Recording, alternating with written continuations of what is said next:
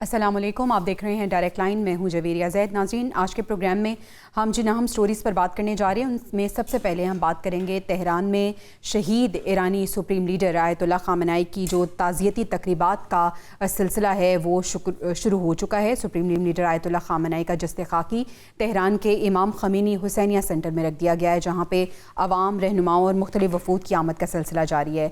वज़ीर-ए-आज़म पाकिस्तान एक बड़े वफ़द के साथ नमाज जनाजा में शिरकत के लिए तेहरान पहुँचे और उनके वफ़द में फील्ड मार्शल मौजूद हैं, बिलावल भुट्टो भी शामिल हैं।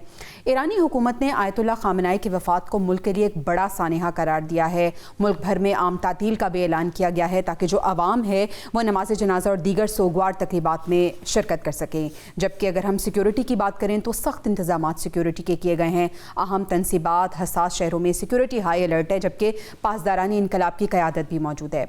आपको बताते चलें कि आयतुल्लाह ख़ामेनी के जनाजे और तदफीन की 7 रोज़ा तकरीबात है, जिसका आज से तेहरान में आगाज़ हुआ है। जबकि इन तकरीबात का अख्ताम 9 जुलाई को मशहद में हरम इमाम रज़ा अलैहिस्सलाम पर उनकी तदफीन से होगा। सुप्रीम लीडर 28 फरवरी को ईरान पर होने वाले अमरीकी और इसराइली हमले में शहीद हुए थे। इस हमले में इनकी बहू और जो मौजूदा सुप्रीम लीडर हैं आयतुल्लाह सैयद मुश्तबा ख़ामेनी, उनकी अहलिया भी शहीद हो गई थी। प्रोग्राम के पहले हिस्से में हम इसी पर बात करेंगे। सुप्रीम लीडर की तदफीन के साथ साथ ईरान ने दुनिया को इससे क्या पैगाम देने की कोशिश की है, पैनल की राय इस पर जानेंगे। आज की दूसरी स्टोरी में हम बात करेंगे नाज़रीन सानेहा काहना की। ये वो सानिया है, अफसोसनाक सानिया, जिसमें 14 मासूम बच्चों की जानें चली गईं। वज़ीर आला पंजाब मरीम नवाज़ ने पहले इसका नोटिस लिया, कमेटी बना दी गई है और अब उन्होंने मुतासरा ख़ानदानों से मुलाकात करके इमदादी चेक्स भी तकसीम किए हैं। सवाल ये होगा कि जो इस तरह के सानिहात हैं, क्योंकि इसके बाद हमने देखा कि बागबानपुरा में भी समर कैंप के दौरान एक स्कूल की छत गिरी और वहाँ पर भी एक बच्चा जो है वो जान की बाजी हार गया। ये सानिहात जब हो जाते हैं तो हुकूमती इदारे मुतहर्रिक होते हैं, कमेटियाँ बना दी जाती हैं, लेकिन चंद दिन बाद मुकम्मल खामोशी आखिर क्यों छा जाती है, आखिर ऐसा क्यों होता है, इसका जवाब जानने की कोशिश करेंगे। और प्रोग्राम के आखिरी हिस्से में नाज़रीन हम जानेंगे कि लाहौर में गैर मुल्की ख़वातीन से मुबैना जिनसी ज़्यादती का जो केस है, अहम हाई प्रोफाइल शख्सियात के नाम सामने आ रहे हैं। वो शख्सियात कौन हैं और इस केस का मुमकिना अंजाम क्या हो सकता है, इस पर पैनल की राय जानेंगे। लेकिन सबसे पहले हम शहीद आयतुल्लाह ख़ामेनी साहब की जनाजे के हवाले से बात करते हैं। जो सोगवार तकरीबात हैं उनका सिलसिला शुरू हो चुका है तेहरान से, और इस पे बात करने के लिए पैनल मेरे साथ मौजूद हैं। हमारे साथ डॉक्टर सुंदस मुस्तकीम साहिबा, आयर एक्सपर्ट मौजूद हैं, मसूद रज़ा साहब एंकर पर्सन हैं, एनालिस्ट हैं, और एनालिस्ट बाबर डोगर साहब ने स्टूडियो में हमें ज्वाइन किया है। तीनों मेहमानों का बहुत शुक्रिया अदा करना चाहूँगी। और डॉक्टर सुंदस मुस्तकीम साहिबा, आपसे मैं डिस्कशन का आगाज़ करती हूँ। डॉक्टर साहब, आप बताइएगा कि बड़ी शान और शौकत के साथ सुप्रीम लीडर आयतुल्लाह ख़ामेनी साहब की तदफीन हो रही है और यकीनन वो ये डिज़र्व भी करते हैं, क्योंकि उनके पास वो ओहदा था जिसकी अगर हम बात करें कि पूरा जो ईरान है और ईरानी निज़ाम है वो उनके गिर्द घूमता था। लेकिन ये भी बताइएगा कि इस तदफीन का कमोबेश 4 माह के बाद होना और फिर जिस तरीके से ये हो रही है, ईरान ने क्या मैसेज देने की कोशिश की है पूरी दुनिया को, ख़ास तौर पर अमेरिका और इसराइल को? Thank you Jawariya for having me in your program. That's a very important question. I think सारा मतलब मेरे सेंस कि सारी बात का निचोड़ ही ये कि जो एक ईरान का जो एक इमेज बहुत strong through out these 4 to 6 months हमने देखा कि फरवरी से अब तक जो है ईरान का जो इमेज दुनिया के सामने उभरा है वो शायद इससे पहले कभी भी नहीं था। और आज हम वो दिन देख रहे हैं कि वाकई के पास जो है ईरानी जो स्पीकर के अहदेदार है वो ये बात कह रहे हैं जनाब कि थैंक्स टू दिस वॉर कि हमें जो है स्टेट ऑफ हॉर्मज़ का जो वेपन हमारे हाथ में है, थैंक्स गॉड कि हमने जो है ये सब कुछ सिक्योर किया है। ठीक है, शहादतें तो बिल्कुल हुई थी और सुप्रीम लीडर की शहादत का किस मुसलमान को अफसोस नहीं है। तो वो अफसोस अपनी जगह, और ये जो शहादतें हैं देखें वो रायगा नहीं गई हैं, ये कुर्बानियां जो हैं वो शहीदों की रायगा नहीं गई हैं, चाहे वो उनके आला सुप्रीम लीडर हो या फिर उनके अली रईजानी साहब से लेकर या फिर उनके जो आम आवाम जो शहीद हुए हैं इन सारे हमलों में। लेकिन ये कोई भी कुर्बानी रायगा नहीं गई है। और आज दुनिया के सामने जो ईरान का इमेज उभरा है और वो इससे पहले कभी भी नहीं था, पिछले 47 ईयर्स में तो बिल्कुल भी नहीं था। ठीक है, 11 साल पहले होने वाले मुआहदे से लेकर पिछले साल 12 रोज़ा जंग में भी जो है वो ईरान ने वो इमेज सिक्योर नहीं किया था जो आज दुनिया का इमेज जो इजराइल और अमेरिका जैसी सुपर पावर से टकराने की जो सलाहियत रखता है। और आज देखें, आज के जनाजे में आयतुल्ला खamenei साहब के 100 से ज़ायद ममालिक के लोग जो है वो शामिल हैं, नॉन मुस्लिम ममालिक के लोग भी शामिल हैं, बजाय सवाए उन लोगों के जिन्होंने अमेरिका और इसराइल का इस दौरान साथ दिया था, स्टेटमेंट्स की मद में भी अगर साथ दिया तो उनके अलावा 100 से ज़ायद ममालिक के जो सरबराहान को मदऊ किया गया, इंक्लूडिंग आवर ओन लीडरशिप।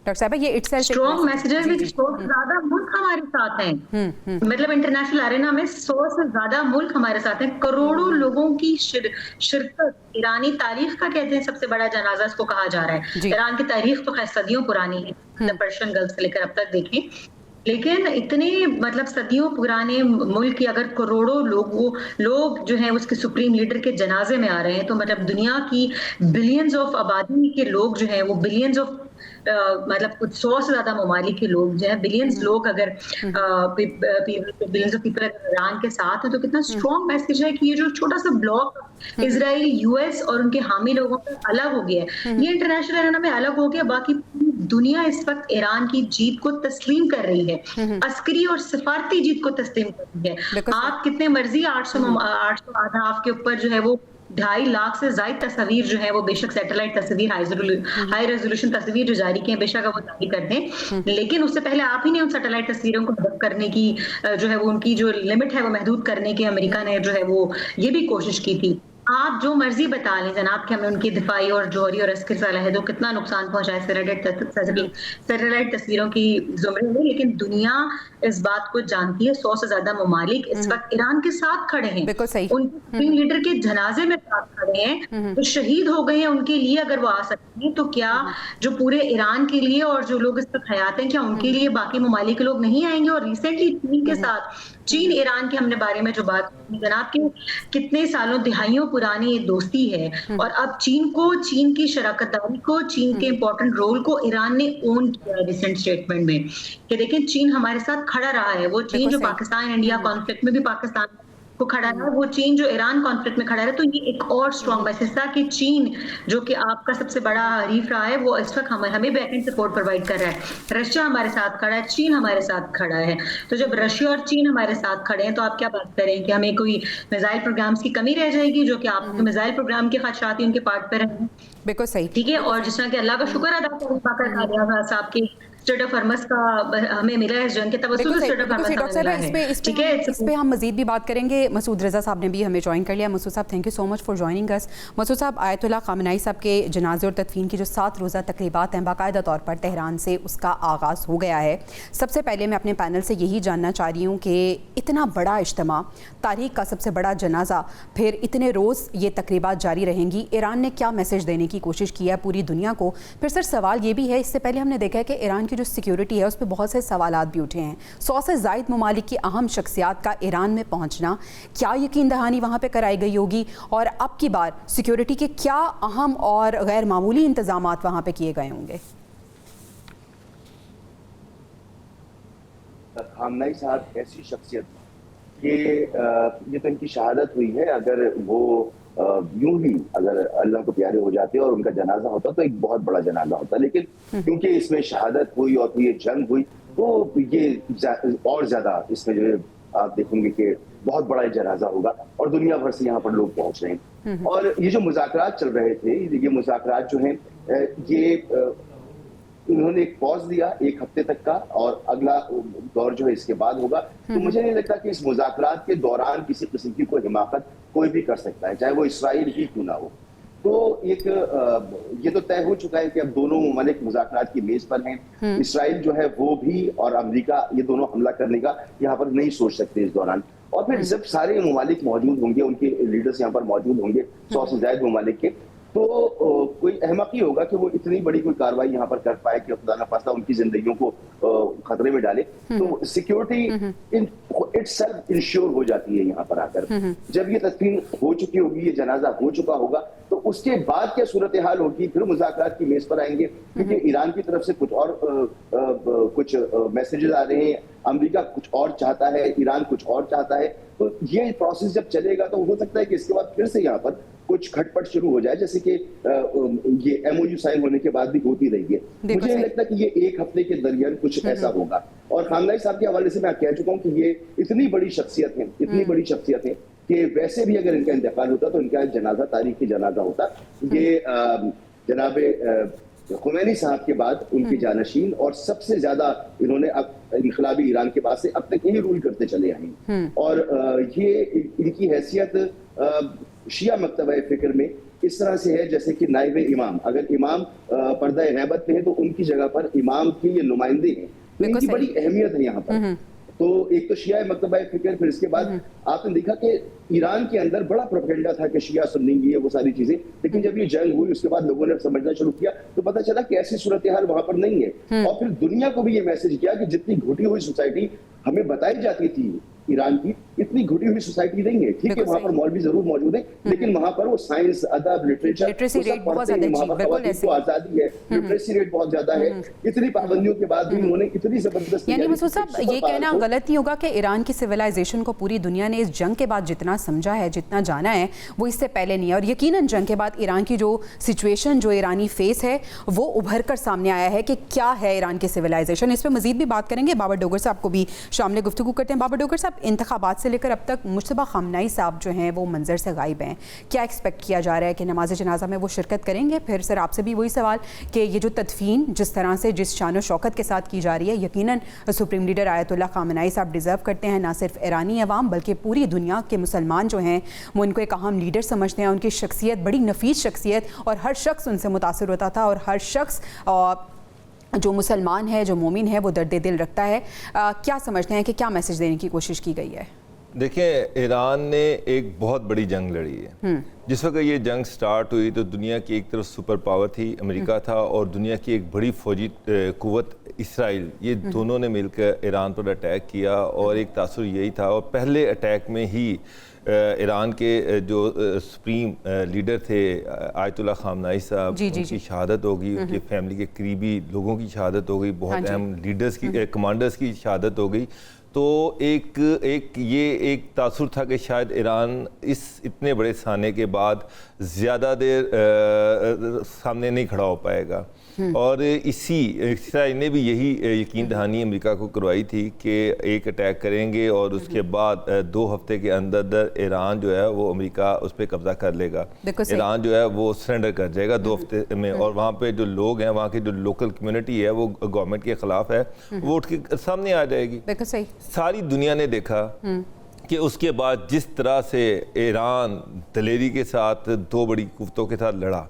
इस जंग में 2 हिस्से थे, एक वो हिस्सा था जिसमें ये लड़ाई हुई और दूसरा जो था वो मुज़ाकरात का, यानी कि टेबल पर आना। और टेबल में जिस तरह से ईरान ने टफ टाइम दिया, वो सारी कंडीशंस जो ईरान चाहता था उसने अमेरिका से मनवाई।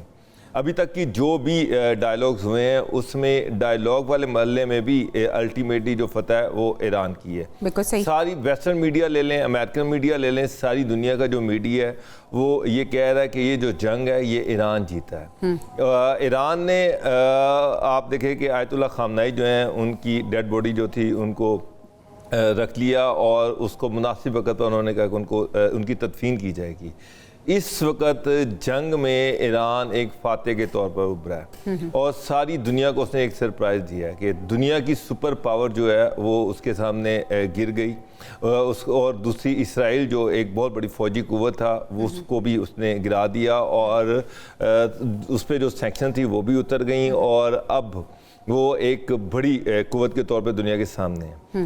अब ये जो सारी सेरेमनी हो रही है, जो 7 दिन की सेरेमनी है, उसमें ईरान के मुख्तलिफ हिस्सों में उनको लेके जाया जाएगा।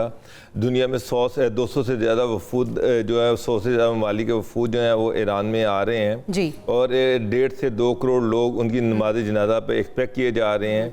8 जुलाई को उनकी डेड बॉडी को, उनके ताबूत को इराक लेके जाया जाएगा, जहाँ पर नजफ़ और कबला में वहाँ पर भी उनकी डेड बॉडी लेके जाई जाएगी।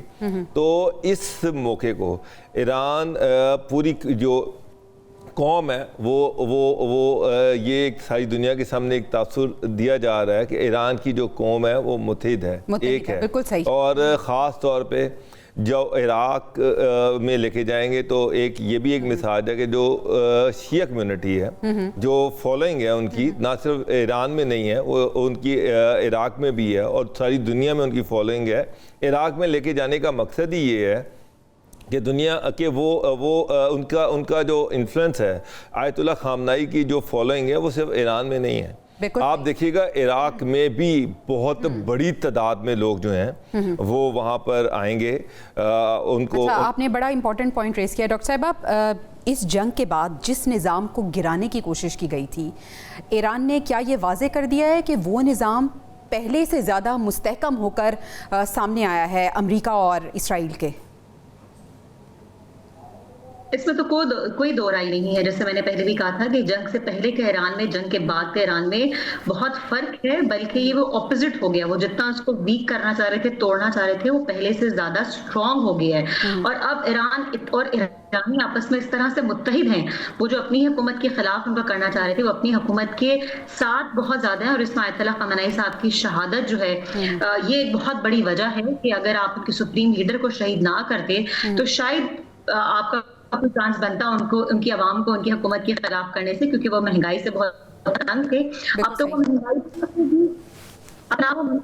अब तो ना वो महंगाई रहेगी और ना, मतलब आप देखें कि पहले से ज्यादा मुत्तहिद होकर वो मुनहसिल कौम जिस तरह से बनकर उभरे हैं। अगर अमेरिकन सेक्शन हट जाती है, अगर कतर के पास जो मुंजमद असासे हैं वो रिलीज कर देता है, यूएस के सारे ईरान के जितने भी असासे हैं अगर वो रिलीज हो जाते हैं, तो कहाँ रहेगी उसकी महंगाई और कहाँ उनका इन्फ्लेशन? ये तो बातें खत्म होगी। और स्ट्रेट ऑफ हॉर्मुज़ पे अगर वो फीस रखते हैं, जो कि अभी फिलहाल तो कहा जा रहा है जनाब नहीं रखेंगे, ये 60 दिन मुकम्मल होने के बाद ही पता चलेगा।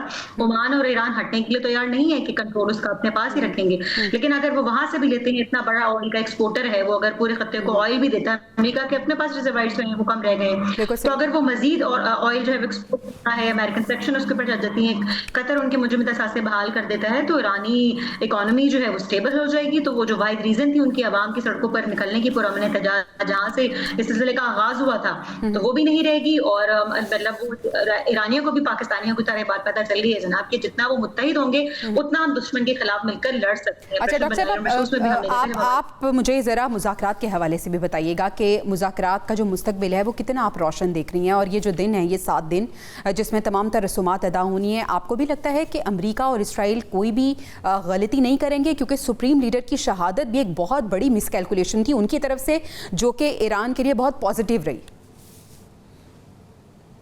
100 से ज्यादा ममालिक के सरबराहान जहां पर इकट्ठा हों, वहां पर हमला करने की गलती क्यों करेगा इसराइल और अमेरिका, जबकि वो तो पहले सिर्फ ईरान के ऊपर करती हुई गलतियों का खमियाजा जो है अब तक भुगत रहे हैं। तो जहां पर इतने ममालिक और पाकिस्तान की सुप्रीम लीडरशिप है, पाकिस्तान की पॉलिटिकल लीडरशिप, और सालिस कौन है, मेडिएटर कौन है, पाकिस्तान है।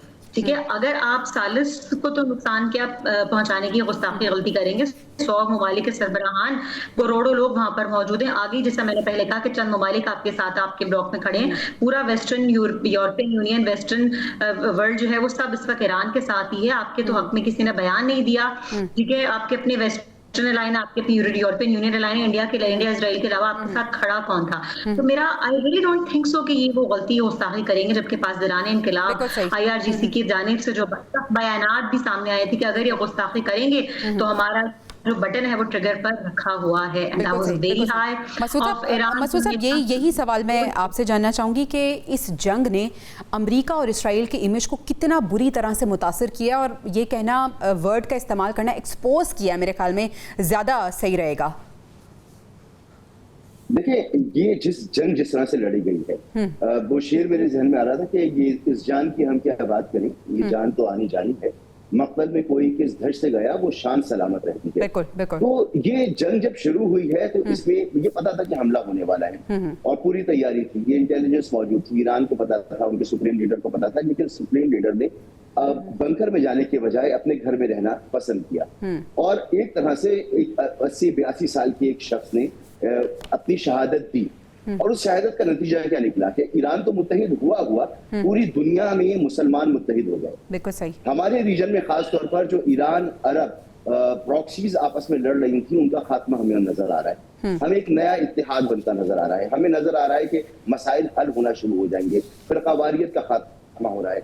फिर ईरान ने जिस तरह से अपनी पावर शो की, पता चला कि उससे पहले पाकिस्तान अपनी पावर शो कर चुका था, कि अब दुनिया वैसी नहीं है।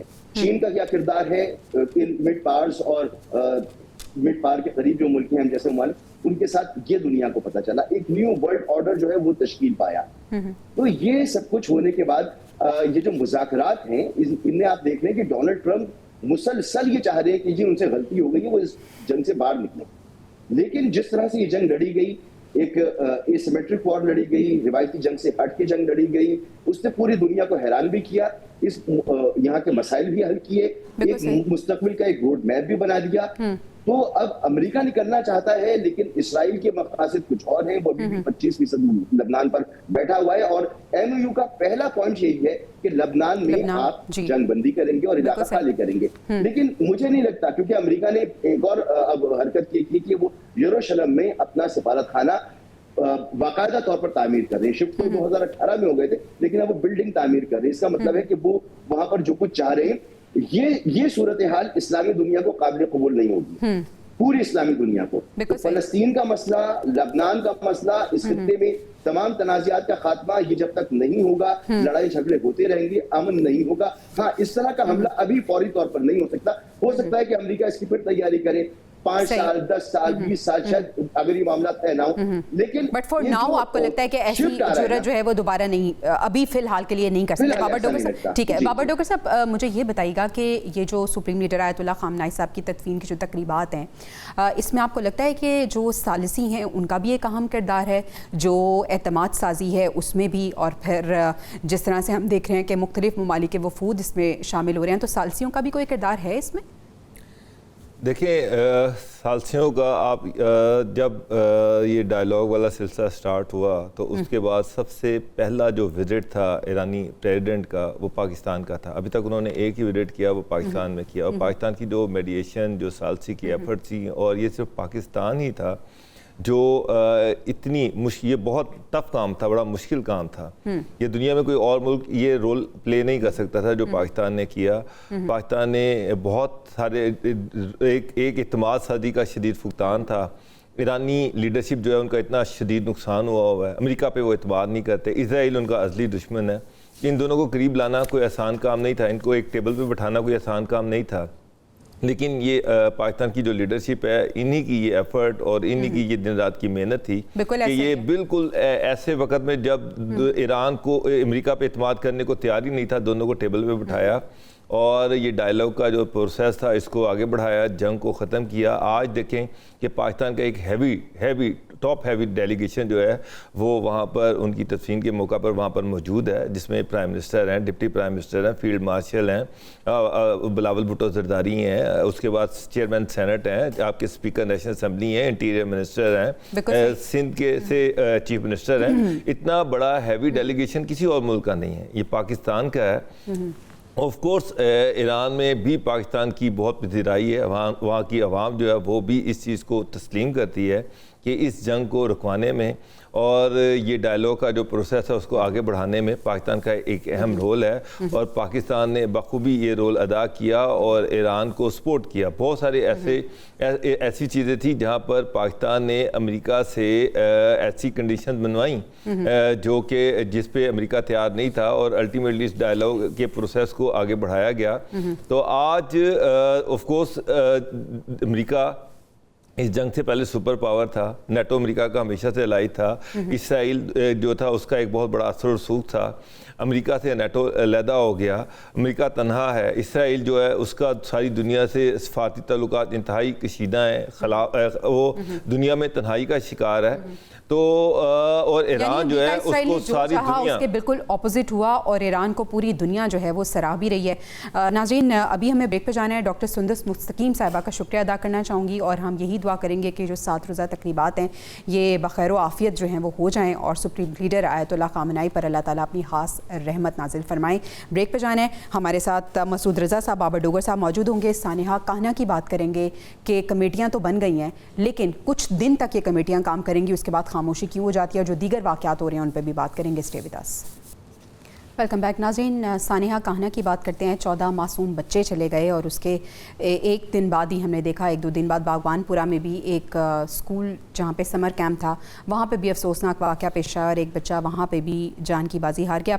बाबर डोगर साहब, अब लाहौर के 760 ट्यूशन सेंटर सील करने का फ़ैसला किया गया है, कमेटीज़ भी बना दी गई हैं, वज़ीर आला पंजाब ने नोटिस भी ले लिया है। आप मुझे ये बताइएगा और ये समझाइएगा कि इस तरह की सिचुएशन को, इस तरह के सिनेरियो को आपने किस तरह से रीड किया और ये जो इक़दामात उठाए जा रहे हैं, क्या आपको लगता है इन इक़दामात का कुछ फ़ायदा होगा? ट्यूशन सेंटर्स को जो सील कर दिया जाएगा, फिर वहाँ पे छापे मारे जाएंगे और फिर इस तरह के जो सानेहात हैं, इनके बाद ही हम क्यों देखते हैं कि ये जो तमाम इदारे हैं ये मुतहर्रिक होते हैं?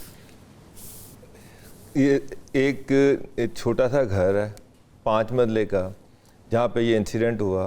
खामद उसका फल बेचता है, खुद वो बेचारी खर्चा पूरा करने के लिए गली के बच्चों को ट्यूशन पढ़ाती थी। 30-32 बच्चे पढ़ते थे और जो फीस थी वो 300 रुपये से लेके 500 रुपया तक फीस लेती थी। यानी कि बड़ी हद 10-12 हज़ार रुपये कमा लेते होंगे, इससे ज़्यादा तो नहीं कमा सकते। इस इंसिडेंट के बाद, अनफॉर्चुनेट इंसिडेंट के बाद, एक तो ये कहा गया कि जी ये इलीगल चल रहा था। मुझे नहीं समझ आ रही कि ये तो गली मोहल्ले में हर जगह पे ट्यूशन सेंटर इसी तरह से चल रहे हैं, इसमें लीगल इलीगल क्या है? कौन सा ऐसा कानून है जिसके तहत इन लोगों को अपने आप को रजिस्टर करवाना चाहिए? तमाम गली मोहल्ले के जो ट्यूशन सेंटर हैं उनको रजिस्टर करवाना चाहिए। कोई आज तक महकमा तालीम ने कोई इस तरह की सेंसेशन फैलाई, कोई इस तरह से लोगों को सेंसिटाइज़ किया कि जनाब ये जो ट्यूशन सेंटर है इनको करवाया जाए? दूसरी बात ये है कि ट्यूशन सेंटर का तो इसमें रोला ही नहीं है। इशू ये है कि वो वहाँ पे सारे घर ही, वो एक पसमानदा इलाका है, सारे घर ही इसी तरह के छतें मिट्टी की हैं। वो छत जो थी वो लीक होती थी, बारिश होती थी तो पानी छत से टपकता था। तो उसको बेहतर करने के लिए उन्होंने वहाँ पर टाइलें लगवा रहे थे, टाइलों का सामान ऊपर था, उसको पानी लगा रहे थे छत को। तो छत जो थी चूँकि मिट्टी की थी, कमज़ोर थी, वीक थी, वो नीचे गिर गई और ये अनफॉर्चुनेट इंसिडेंट हो गया। अगर वहाँ पर ट्यूशन सेंटर को एक साइड पे कर दें, वहाँ पर तो 70% घर ही इसी तरह के हैं, जो बेचारे इसी तरह से खस्ता हाल घर हैं, कमज़ोर छतें हैं, मिट्टी की छतें हैं, TR गार्डर पे बनी हुई छतें हैं। तो छत तो वैसे भी किसी घर की गिर सकती है और अक्सर गिरती रहती हैं वहाँ पर।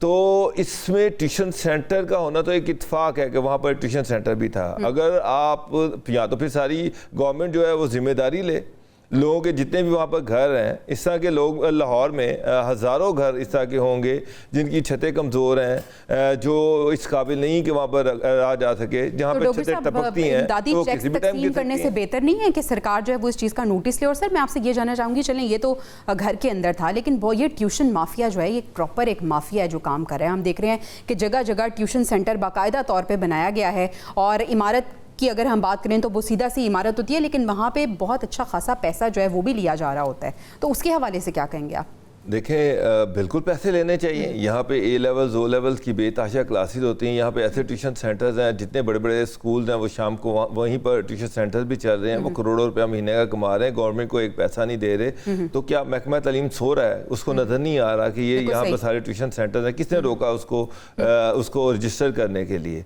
क्योंकि आप एक काने के एक पसमानदा इलाके में, एक छोटी सी गली में एक बेचारे फल फरोश की बीवी पढ़ा रही, तो उसको आप कह रहे हैं कि जी इसको ये इलीगल था और इसको रजिस्टर नहीं किया गया। लाहौर के हार्ट में महकमा एजुकेशन के चारों तरफ में बेतहाशा यूनिवर्सिटियाँ, कॉलेजेस और बड़े बड़े ट्यूशन सेंटर्स हैं। वहाँ पे तो किसी की ज़रूरत नहीं होती कि वहाँ पर जाएं और उनको जाकर रजिस्टर करें। अब ये कह रहे हैं कि जी तमाम जितने भी ट्यूशन सेंटर उनको रजिस्टर करना पड़ेगा। यानी कि अगर ये मैं मिसाल देता हूँ कि ये फल फरोश की बीवी जो 10,000 रुपये माहाना मुश्किल से कमा रही है, क्या वो अपने आप को अब रजिस्टर करे? अब ये कह रहे हैं कि कोई ऐसा ट्यूशन सेंटर बन ही नहीं सकता, ऐसा ट्यूशन सेंटर काम ही नहीं कर सकता जो और ये ऐसे सारे ट्यूशन सेंटर इलीगल होंगे। मसला मेरे नज़दीक ट्यूशन सेंटर का नहीं है भाई। तो फिर मसला क्या? मसला था गुर्बत, मसला था कि उनके घर की छत कमजोर थी। अगर ये रजिस्टर भी हुआ होता तो फिर भी गिर जाता, तो फिर ये क्या करते? बिल्कुल सही, बिल्कुल सही। और उस जानिब तवज्जो नहीं दी जा रही है। मसूद साहब, क्या आप अग्री करेंगे? हम आए रोज़ इस तरह के अलमनाक सानेहात अपनी आंखों से देख रहे हैं और मासूम बच्चे अपनी ज़िंदगी की बाजी हार रहे हैं। कराची की बात करें तो आए रोज़ वहाँ पे आतिशज़दगी के वाक़यात होते हैं, लाहौर में इस तरह के वाक़यात, फिर पूरे मुल्क से बहुत अफसोसनाक वाक़े रिपोर्ट हो रहे हैं। असल ज़िम्मेदारी रियासत की क्या है इन तमाम सानेहात से पहले एक्टिव होना और जो रूट कॉज है उसको आइडेंटिफाई करना, या बाद में कमेटियाँ बना देना और मुख्तलिफ जो है वो प्रोसीजर्स जो हैं वो सामने ले आना कि अब हम ये करेंगे वो करेंगे? क्या राय रखते हैं आप? डोगर साहब की बात से 100% इत्तेफाक करूंगा मैं और इसी गुफ्तगू को आगे बढ़ाऊंगा। बिल्कुल उन्होंने दुरुस्त कहा, ये ट्यूशन सेंटर का मसला नहीं है। काना के इलाके में इसी तरह की इमारतें हैं और ये ना पहली इमारत है ना आखिरी इमारत है, और इस तरह की और बहुत सारी आबादियां लाहौर के अंदर और अतराफ में मौजूद हैं, कराची में मौजूद है, पूरे पाकिस्तान में मौजूद है। रोटी कपड़ा मकान ये सिर्फ एक सियासी नारा नहीं है, ये रियासत की जिम्मेदारी। आप जो सब्सिडीज देते हैं, जिस पर अपनी तस्वीरें लगाती हैं, जिसके आप इश्तिहारात चलाते हैं, वो सब्सिडीज यहाँ खर्च होनी चाहिए। आपको पहले से नहीं पता? अच्छा, बिल्डिंग कंट्रोल अथॉरिटी कोई नहीं है, कोई टाउन प्लानिंग नहीं है, कोई आपके यहाँ कोई बल्दियाती निजाम तो खैर नहीं है, लेकिन वो जो निजाम काम करता है वो नहीं देखता ये सारी चीजें। उसको नहीं पता, आपकी जो इंटेलिजेंस होती है वो आपको नहीं बताती कि कहाँ पर क्या खतरा है। क्या उसका काम सिर्फ यही है कि सियासी लोगों को पकड़ के अंदर कर दिया जाए और उसका और कोई काम नहीं है? तो ये जिम्मेदारी तो अगर किसी और मुल्क में ये मामला होता जहां पर दर्द दिल वाले लोग होते ना, तो वो हुकूमत इसकी जिम्मेदारी लेती। लेकिन ये कह देना कि हमने जी तमाम अपने ट्यूशन सेंटर्स जो उन पर पाबंदी लगा दी, बिल्कुल डोगर साहब ठीक कह रहे, लगाए ना फिर पाबंदी। लाहौर में बड़े बड़े जो ट्यूशन सेंटर बिल्कुल सही, जो करोड़ों कमा रहे हैं, लगाए। प्राइवेट स्कूल्स में लगाएं, प्राइवेट स्कूल्स में लगाएं। प्राइवेट स्कूल्स की इमारतें क्या उस स्पेसिफिकेशंस में पूरी उतरती हैं जो सरकार मुहैया करती है? नहीं उतरती। प्राइवेट स्कूल में तो महकमा तालीम के जाते हुए पर जलती हैं, वो तो उनको मुंह नहीं लगाते।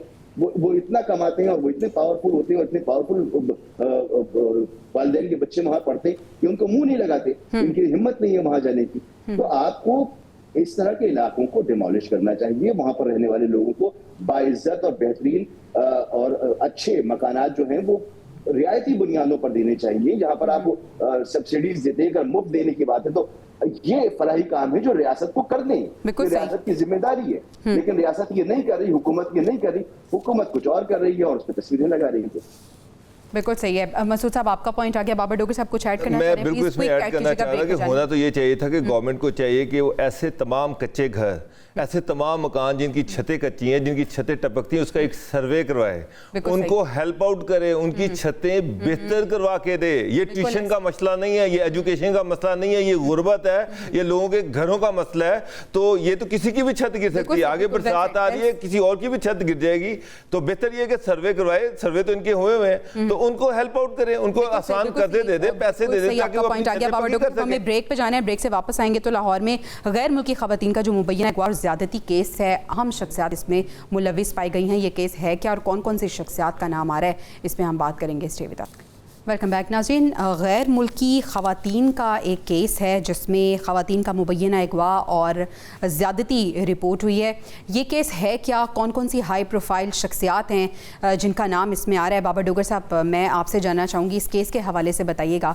ये भी बताइएगा कि एक इंटरनेशनल कॉल आती है और इतना क्विक रिस्पॉन्स होता है कि 2 घंटे में तमाम तर जो पूरा केस है वो सामने आ जाता है। क्या नॉर्मली भी ऐसा ही होता है? कोई आम शख्स अगर कॉल करे 15 पे तो?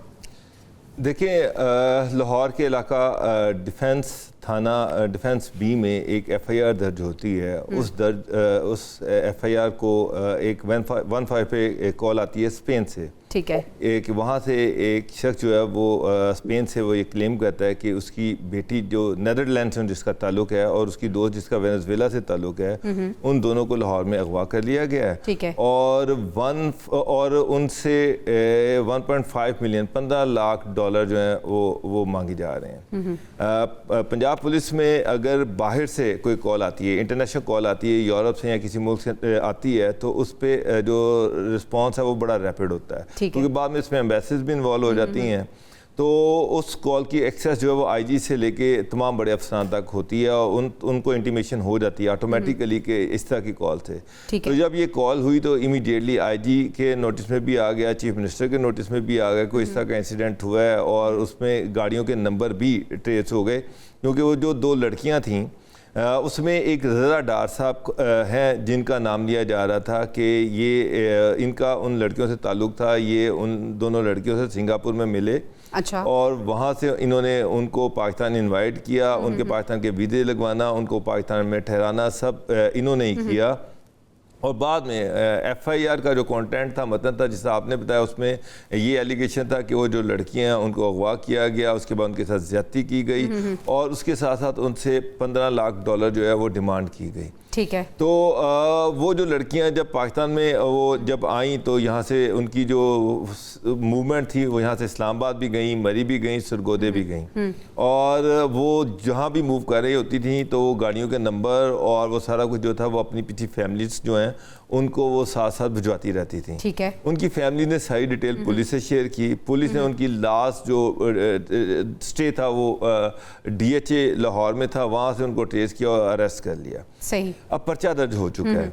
जो रज़ा डार साहब हैं वो बाद में पता चलता है कि वो फॉरेन मिनिस्टर और डिप्टी प्राइम मिनिस्टर इसहाक डार साहब जो हैं उनके नवासे या भतीजे हैं। ठीक है। और इसहाक डार साहब के जो बेटे हैं वो अली डार साहब यहाँ पे सीनियर एडवाइज़र हैं, इनका equal to deputy chief minister. और उनकी जो सिस्टर इन लॉ हैं वो चीफ मिनिस्टर पंजाब है मरियम नवाज़। मरियम नवाज़ के जो चचा हैं वो chief prime minister of Pakistan है। तो बहुत ही इन्फ्लुएंशियल हाई प्रोफाइल फैमिली है, इससे ज़्यादा हाई प्रोफाइल फैमिली तो हो ही नहीं सकती। उसमें ये इंसिडेंट हुआ है। कहा यह जा रहा है, जो अभी तक डिटेल्स आई हैं, कि रज़ा डार साहब जो हैं वो क्रिप्टो करेंसी का काम करते थे। ठीक है। और इन दो ख़वातीन जो हैं इनके साथ वो मिलकर कर रहे थे और उसमें कोई प्रॉफिट या शेयर का मसला था, जो वो ये समझ रहे थे कि उनको शेयर नहीं मिल रहा। ठीक है। तो उन्होंने इनको कहा कि अगर मेरे पास यहाँ पर और भी लोग हैं, मैं आपको मिलवाता हूँ और यहाँ पे क्रिप्टो का एक नेटवर्क बनाते हैं। अच्छा। इस तरह से बिला फुसला के यहाँ पर लाया गया और उसके बाद उन्होंने कल वापस जाना था। तो उनको 2 दिन पहले उन्होंने उनको अगवा का एक ड्रामा रचाया गया चंद लोगों के साथ और उसके बाद ये सारा इंसिडेंट हुआ। अब पुलिस ने FIR दर्ज कर ली है, मुल्ज़िमान जो हैं पकड़े जा चुके हैं। आज उनको कोर्ट में पेश कर दिया गया है। 5 दिन का उनको कोर्ट की तरफ से रिमांड मिला है। ठीक है बाबा डोगर साहब, ये पूरा केस आपने हमें बता दिया, समझा दिया। अब सवाल ये होगा जो मैं मसूद साहब से करना चाहूँगी। मसूद साहब ये बताइएगा कि मरियम नवाज़ भी कह रही हैं कि शफाफ तहकीकात इसकी होनी चाहिए, फैसल वापडा मुतालबा कर रहे हैं कि इसहाक डार को इस्तीफ़ा दे देना चाहिए। इस केस के हवाले से आप क्या कहेंगे और फिर ये जो मुतालबा हो रहा है इस पे क्या राय रखते हैं आप? ये टेस्ट केस होगा मरियम नवाज साहिबा के लिए, शहबाज शरीफ साहब के लिए, सरदार साहब के लिए, क्योंकि पाकिस्तान में अब तक ये ट्रेंड रहा नहीं है। पाकिस्तान में अगर आप हाई प्रोफाइल केसेस को देखें तो बड़ी हाइप दी जाती है। फिर ऐसे मुल्ज़िमान जो बहुत ही इन्फ्लुएंशियल होते हैं उन पर ATC के मुकदमात बना दिए, दफात डाल दी जाती है, सब तरीन दफात डाल दी जाती है और फिर FIR में कहीं ना कहीं कोई गुंजाइश छोड़ी जाती है। फिर अदालत में जाकर मामला जो है वो आखिर में होता यह है कि उनका होता कुछ नहीं। और ऐसे कई दसियों वाकयात हैं जो आपके जहन में भी होंगे, वक्त करने की वजह से मैं उनको दोहरा नहीं रहा, वरना मैं दोहरा दूं दसियों वाकयात हैं इस तरह के। तो पाकिस्तान में ये ट्रेंड रहा है कि इन्फ्लुएंशियल लोग, पावरफुल लोग वो कानून के शिकंजे में आ जाते हैं तो फिर उस वक्त बड़ी शद्दोमत से कहा जाता है कि बस अब इनको छोड़ेंगे नहीं, इकरार वाकई सजा देंगे, इनको इबरत का निशान बना देंगे, सब कुछ होता है। लेकिन जो फिर कानूनी प्रोसेस चलता है ना, उसके अंदर इनके लिए गुंजाइशें निकलती हैं और आखिर में उनको बहुत बड़ा रिलीफ मिल जाता है और वो फिर एक आजाद शहरी की तरह घूम फिर रहे होते हैं। इधर तो कत्ल के वाकयात में दियत का की जो कानून है उसको बीच में लाकर और कर लेते, कभी मुल्जिमान पहचानने से इनकार कर देते हैं। तो इस तरह से होता है। तो ये टेस्ट केस होगा कि अगर वाकई इंसाफ करना है। और मसूद साहब ये इसलिए भी थोड़ा सा प्रेशराइज इस केस पे किया जाएगा क्योंकि इस पे पाकिस्तानी मुलविस नहीं है, गैर मुल्की शहरी मुलविस हैं। देखिए कोई भी मुलविस हो, लेकिन पाकिस्तान में जो पावरफुल लोग हैं, वो जो इख्तियार में बैठे हुए लोग हैं, जो अजनबिया है, वो अपने लिए रास्ता निकाल लेती है। और जब इतने करीबी रिश्तेदार जैसे कि बताया जा रहा है तो मुझे लगता है कि बड़ा मुश्किल होगा ये, चाहे कोई भी हो। एक प्रोसेस चलेगा, वो कितना फॉलो करेंगे। हमारे जो अदालती प्रोसेस है वो 1 2 साल 3 साल 4 साल 5 साल जिंदगियां गुजर जाती है मुकदमात की। उस दौरान कोई शक का कोई बहुत सारी चीजें बीच में आती हैं। तो ये देखना होगा कि फौरी इंसाफ होता है या नहीं होता। अगर फौरी तौर पर सजाएं होती हैं और जेल हो जाती है और ये मुकदमा कंक्लूड होते ही तो फिर समझ में आएगा कि हुकूमत ने, हुकूमती मशीनरी ने वाकई परफॉर्म किया है और मुल्जिमान को जेल पहुंचा दिया है। और अगर ऐसा नहीं होता तो फिर वही होगा जो माजूम होता रहे। ठीक है मसूद साहब, आपका पॉइंट आ गया, बहुत शुक्रिया, आपने हमें वक्त दिया। बाबर साहब आपका भी शुक्रिया अदा करना चाहूँगी। नाज़रीन प्रोग्राम से इजाज़त दीजिए, इंशाल्लाह आपसे अगले हफ्ते मुलाकात होगी। अल्लाह ने के पान।